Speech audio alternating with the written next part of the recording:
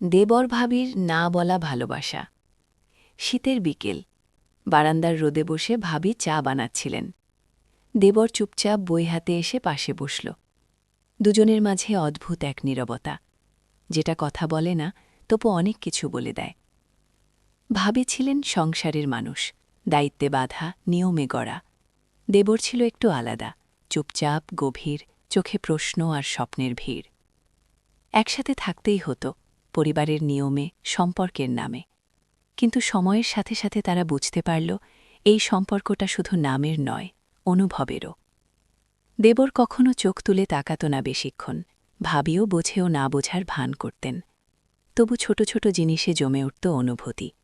চায়ের কাপে কম চিনি দেওয়া, বইয়ের পাতায় লুকোনো বুকমার্ক, বৃষ্টি নামলে ছাদে দাঁড়িয়ে একই আকাশের দিকে তাকানো।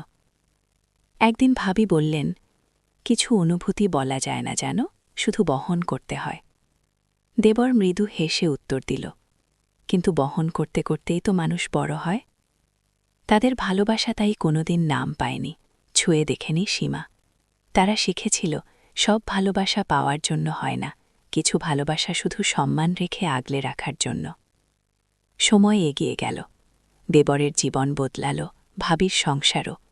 কিন্তু কোথাও, খুব গোপনে, একটা নিঃশব্দ ভালোবাসা রয়ে গেল, যেটা কখনো গল্প হয়ে ওঠেনি, তবু কারোর জীবনের সবচেয়ে সুন্দর অধ্যায় ছিল।